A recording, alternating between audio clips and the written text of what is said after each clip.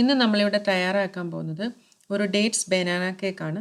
ഇതിൽ ബട്ടർ മുട്ട ഒന്നും ചേർക്കാതെ വളരെ സോഫ്റ്റ് ആയിട്ടും വളരെ ഹെൽത്തി ആയിട്ടുള്ള ഒരു കേക്കാണ്. ഇനി ഇതിനാവശ്യമായിട്ടുള്ള ഇൻഗ്രീഡിയൻസ് എന്തൊക്കെയാണെന്ന് നമുക്ക് നോക്കാം.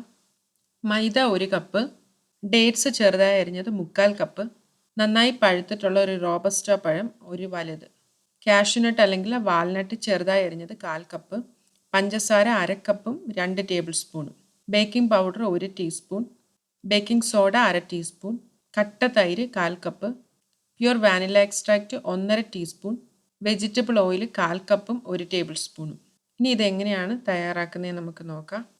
ആദ്യം നമ്മുടെ ഓവൻ ഒന്ന് ചൂടാകുന്നതിനായിട്ട് 350 ഡിഗ്രി ഫാരനൈറ്റിൽ 10 മുതൽ 15 മിനിറ്റ് നേരം വരെ ഒന്ന് ഓണാക്കിയിടണം. ഡിഗ്രി സെൽഷ്യസിലാണെങ്കിൽ 180 ഡിഗ്രി സെൽഷ്യസ്. ഇനി നമുക്ക് ഇത് ഞാനൊരു ബ്രെഡൊക്കെ ബേക്ക് ചെയ്യുന്ന ഒരു പാനാണ് എടുത്തിരിക്കുന്നത്, ലോഫ് പാനാണ് എടുത്തിരിക്കുന്നത്. 9x5 ഇഞ്ച് വലിപ്പത്തിലുള്ള ഒരു ലോഫ് പാനിൽ വാക്സ് പേപ്പർ കട്ട് ചെയ്ത് ഓയിൽ അല്ലെങ്കിൽ ബട്ടർ തൂത്തിട്ട് ഒരു സൈഡിലേക്ക് മാറ്റി വെക്കാം. ഇനി നമുക്ക് ആ മൈദയിലേക്ക് ബേക്കിംഗ് പൗഡറും ബേക്കിംഗ് സോഡ ഇട്ട് കൊടുക്കാം. അത് ചെറുതായിട്ടൊന്ന് മിക്സ് ചെയ്ത് കൊടുക്കാം. ഇനി അത് നന്നായിട്ടൊന്ന് അരിച്ചെടുക്കാം. അത് എല്ലാ ഭാഗത്തും ആ മൈദയുടെ എല്ലാ ഭാഗത്തും ബേക്കിംഗ് സോഡയും ബേക്കിംഗ് പൗഡറും എത്തുന്നതിനാണ് ഇങ്ങനെ ചെയ്യുന്നത്. ഇതൊരു 3 തവണ ഇങ്ങനെ അരിച്ചെടുത്ത് വെക്കണം. കാരണം ഇത് മസ്റ്റായിട്ടും ചെയ്യണം, എങ്കിൽ മാത്രമേ നമ്മുടെ കേക്കിന് നല്ല സോഫ്റ്റ് ആയിട്ട് വരും. ഇനി നമ്മൾ ആ അരിച്ചു വെച്ചിരിക്കുന്ന മൈദയിൽ നിന്ന് ഒരു ഏകദേശം 2 ടേബിൾ സ്പൂണോളം മൈദ എടുത്തിട്ട് ആ ഡേറ്റ്സും നട്ട്സും കൂടെ ഒന്ന് പൊതിഞ്ഞെടുക്കാം. അത് നമ്മൾ കേക്ക് ബേക്ക് ചെയ്ത് കഴിയുമ്പോൾ അടിയിൽ വന്ന് സെറ്റ് ആകാതിരിക്കുന്നതിന് വേണ്ടി, എല്ലായിടും അങ്ങനെ സ്പ്രെഡായിട്ടിരിക്കുന്നതിന് വേണ്ടിയിട്ടാണ് നമ്മൾ അങ്ങനെ ചെയ്യുന്നത്. ആദ്യം നമുക്കൊരു ബൗളിലേക്ക് ആ പഴം എടുത്തിട്ടിട്ട് അതൊന്ന് നന്നായിട്ടൊരു ഫോർക്ക് ഉപയോഗിച്ച് നന്നായിട്ട് ഉടച്ചെടുക്കണം. നല്ല പഴുത്ത പഴമായിരിക്കണം എടുക്കാൻ.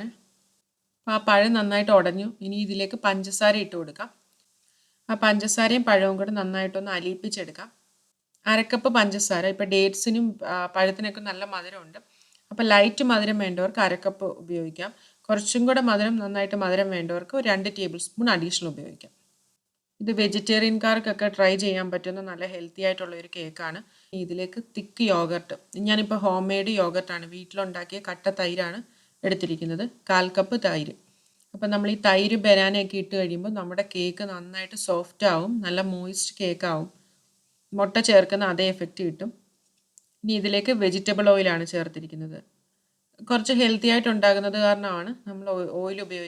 ഓയിൽ ഇപ്പം നമ്മൾ എണ്ണ ഉപയോഗിക്കുമ്പോൾ അധികം ഫ്ലേവർലെസ് ആയിട്ട് അധികം മണമൊന്നും ഇല്ലാത്ത എണ്ണ, ഇപ്പോൾ വെളിച്ചെണ്ണയ്ക്കൊക്കെയാണ് ഒരു മണം, ഒരു സ്മെല്ലുണ്ട്. അപ്പോൾ അത് നമ്മൾ വെളിച്ചെണ്ണയൊന്നും ഉപയോഗിക്കാൻ പാടില്ല. ഇപ്പം സൺഫ്ലവർ ഓയിലോ അല്ലെങ്കിൽ വെജിറ്റബിൾ ഓയിൽ അല്ലെങ്കിൽ കനോള ഓയിൽ അതുകൂട്ടുള്ള ഏതെങ്കിലും ഫ്ലേവർലെസ് ആയിട്ടുള്ള ഓയിൽ ഉപയോഗിക്കാം. ഇനി നമുക്ക് ആ മിക്സ് ചെയ്ത് വെച്ച ബാറ്ററിലേക്ക് വാനില എക്സ്ട്രാക്റ്റ് ചേർത്ത് കൊടുക്കാം. ഇനി അതിലേക്ക് അതൊന്ന് മിക്സ് ചെയ്തതിന് ശേഷം അതിലേക്ക് നമ്മൾ ആ അരിച്ചു വെച്ചിരുന്ന മൈദയിൽ നിന്ന് പകുതി മൈദ ഇട്ട് കൊടുക്കാം. ഇനി ഒരു തവി വെച്ചിട്ട് ഇളക്കി കൊടുക്കാം. അത് ഒന്ന് നന്നായിട്ട് മിക്സ് ചെയ്തെടുക്കാം. ഇനി ബാക്കി മൈദയും കൂടെ ചേർത്ത് കൊടുക്കാം. ഇപ്പോഴും നമ്മൾ കേക്ക് ഉണ്ടാക്കുമ്പോൾ ഇങ്ങനെ ഒരുമിച്ച് മൈദ ഇട്ട് നമ്മൾ കേക്ക് ഉണ്ടാക്കി കഴിഞ്ഞാൽ നല്ല സോഫ്റ്റായിട്ടും ഒന്നും വരത്തില്ല.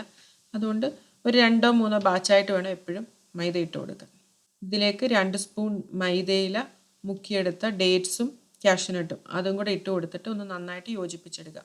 അതേപോലെ തന്നെ നമ്മൾ കേക്ക് ഉണ്ടാക്കുമ്പോൾ ഈ ബാറ്റർ ഒരുപാട് ഇട്ട് ഓവർ മിക്സ് ചെയ്ത് കഴിഞ്ഞാലും നമ്മുടെ കേക്ക് ഒരുപാട് ഹാർഡായി പോകും. ഇനി ഇത് ബേക്ക് ചെയ്യാനുള്ള ട്രെയിലിട്ടിട്ട് നമുക്ക് ബേക്ക് ചെയ്തെടുക്കാം.